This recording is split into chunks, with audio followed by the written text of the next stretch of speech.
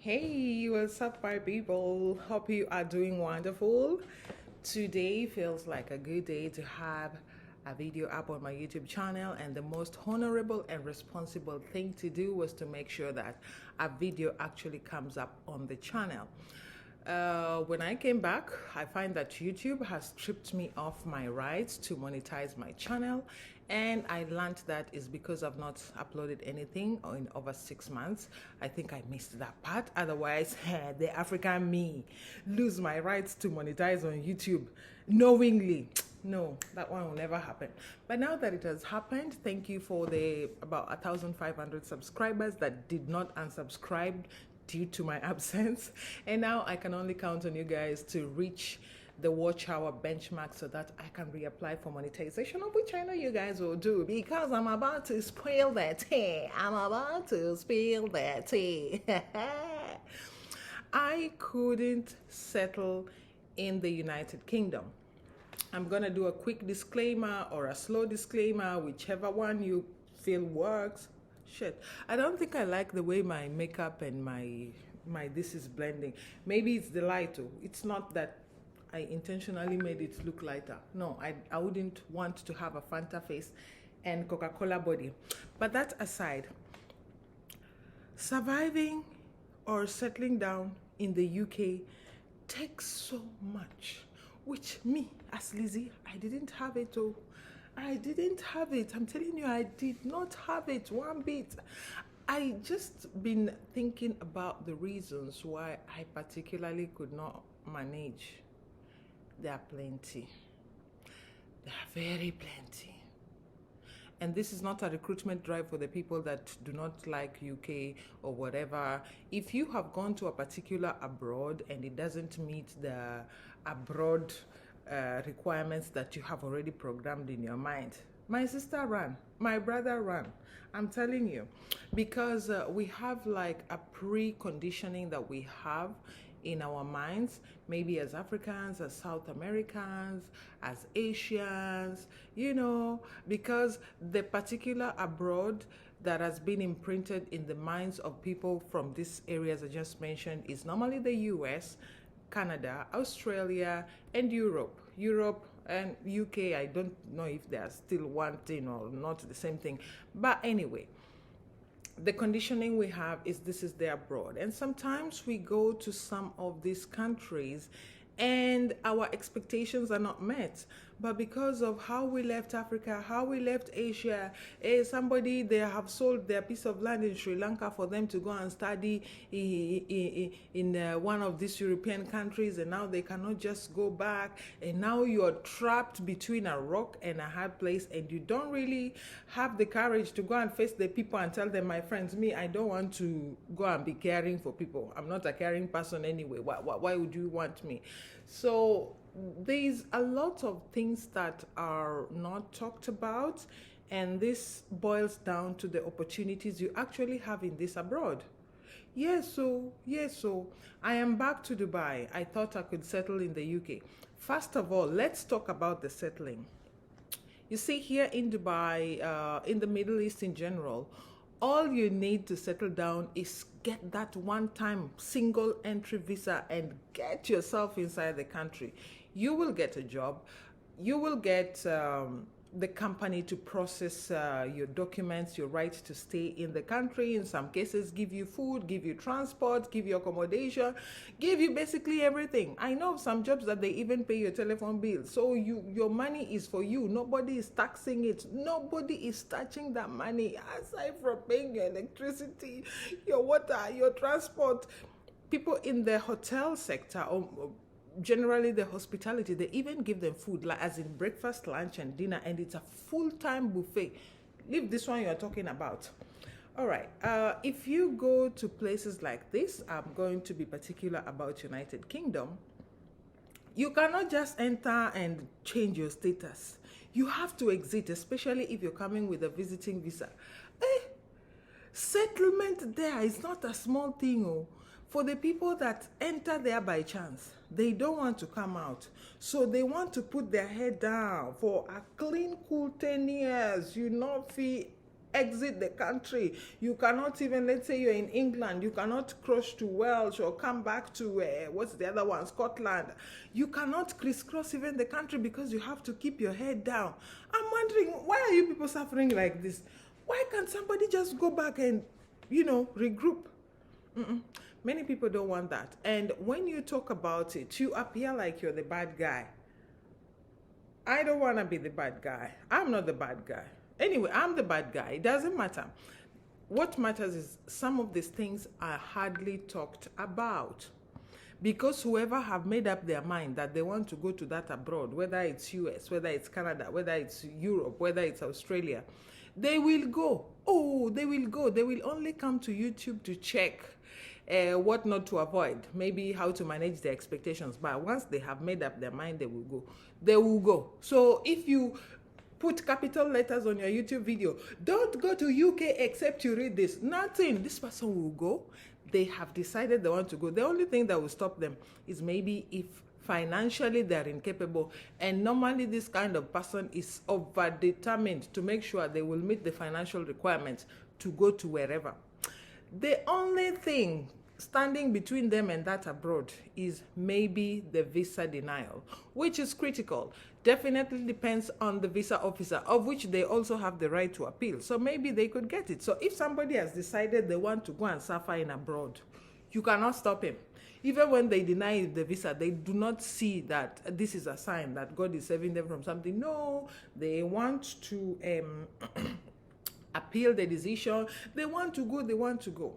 So, me particularly, why couldn't I settle in the UK? I realized that the opportunities that are given to a certain type of people like me boils down to maybe 2 or 3 industries. So if you don't have a background of somebody in the healthcare industry, there is not much opportunities for you.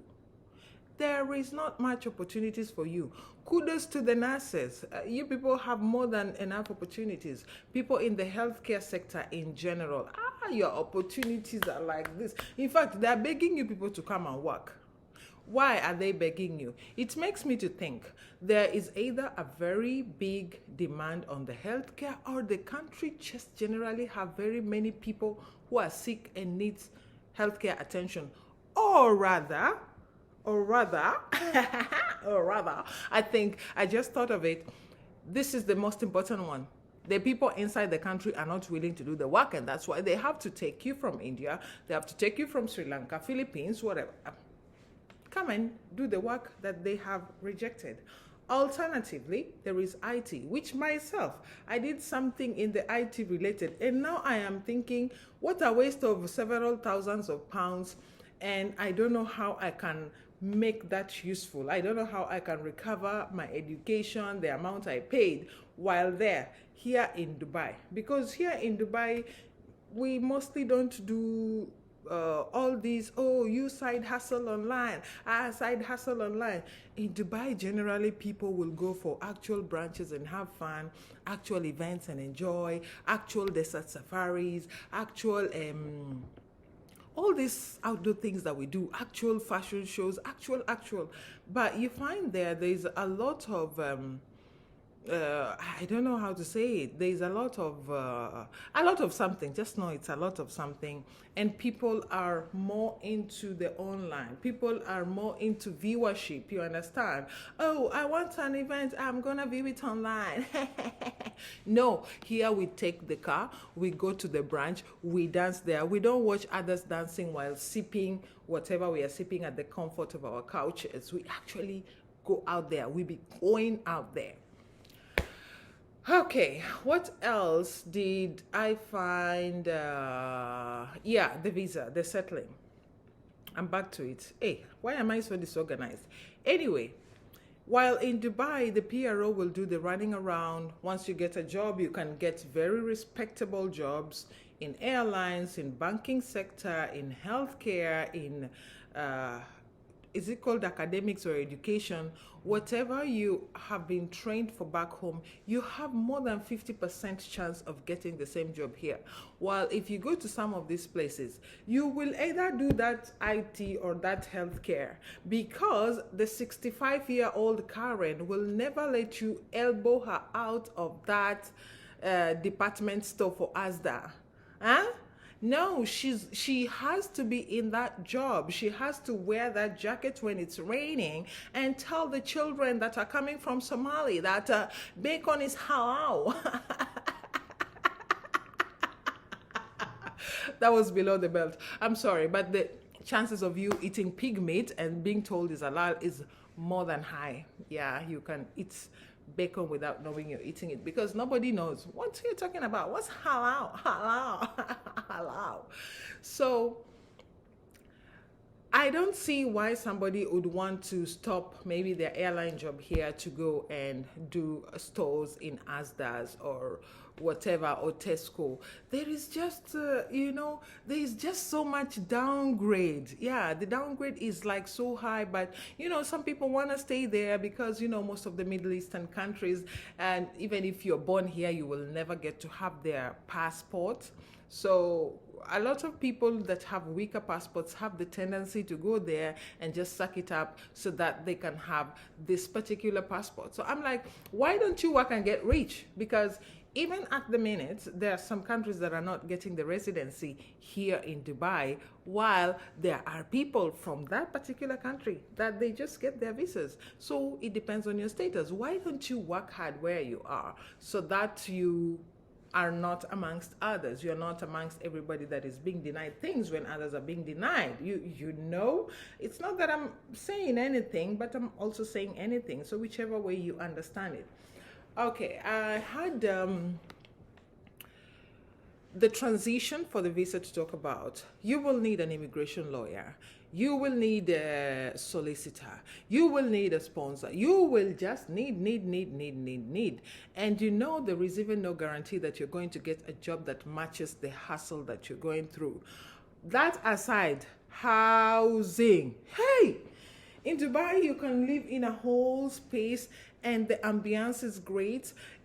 The problem will be that you are not matching the aesthetics. You understand? Like the aesthetics is so pleasing. While that place, hey, by the way, I'm right now in the real estate, so you guys should patronize your girl. I'm selling apartments, townhouses, villas, penthouses, even land. Yes, that's right. So if you feel my video is inappropriate, come and talk to me directly by buying something, in downtown or in Business Bay or here at the financial center or at the Creek Harbor that is going to be the new downtown of Dubai. And if you cannot afford that, you stick to buying your 4th century old apartment or townhouse or whatever. Stick to that. I mean, you can buy the museum. It's none of my business. I don't care. I don't care. That's why I'm here and you're there. I don't care. You can buy your museum. And of course, we're going to talk about the mouse in the room, because the houses over there will never accommodate an elephant. Yeah. Will never, ever accommodate an elephant. So we are going to talk about the mouse in the room, because obviously there's so many mice in that city, so many mice in London than I could count in Kibera, Nairobi, or Soweto, or whatever. The mice is so much, not because people are not hygienic, but because the houses are old. How do you try to rent out a 4th century old house? And you say it's Victorian style, so that's why it is a house, and your dining and the lounge area is gonna be on the ground floor. 1 bedroom is gonna be on the 1st floor, the 2nd bedroom is gonna be on the 3rd floor, and the toilet and the bathroom is on the topmost floor. Imagine your 70, 80-year-old parents is visiting you, and then they have to go to the top floor to ease themselves. Now, wow, for you people, this Victorian style of accommodation, I don't understand. Leave that alone. While I was there, I kept feeling like I'm in Kenya, because yes, I was driving a very miniature car, something similar to what I would drive in Kenya, but my idea of driving that in Kenya is to cut on the cost for the fuel. But trust me, so many people are driving the SUVs and big cars. But on the contrary, over here, people are driving small cars because the roads are actually very tiny. Somebody needs to tell you that. And people park their cars inside the road itself. Like inside the road, that is where somebody have parked their car. Inside the road, no proper infrastructural demarcation of I'm trying to speak English, you people. I'm trying to speak English. Hey, somebody is looking for me. So the roads are small, and if that was America, I would say that they're using the road as a campaign for the pride or for the gay people. The road will be looking like a rainbow. They will cut here, make black, cut here, orange, cut there, brown, cut there, red. Like, if you feel the road needs a full recarpeting, just do that. Don't be cutting the road. It's now looking like a canvas of a 6-year-old who is trying to do a mosaic or a collage and it's not working. Hey, people, I beg, make you people try. And yes, we were doing high teas with the queen. I'm lying. Here in Dubai, people do more high tea than they drink their high tea in London. Yes, because it's very expensive and the general population can just not afford it. Aside from that, they don't have the time to do it. And aside from that, either it's the very old people that are doing it because they age like the one I am in, you know, the age that build up the economic position, the one that determine the economic position of a country, that age is missing. I see them here in Dubai.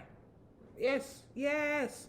You will find that the school-going age are British, school-going age, and then the very old ones that need the caregivers. So you ask yourself, between 25 and 50-year-old British, where are you people? I almost used the H word. Hey, where are you people? You will hardly see them inside their country. Okay, that one aside, the weather is gloomy. That weather is looking like a lady who is having a hormonal overproduction during their period. Whoa. Whoa. That weather, you can leave and then come back and find that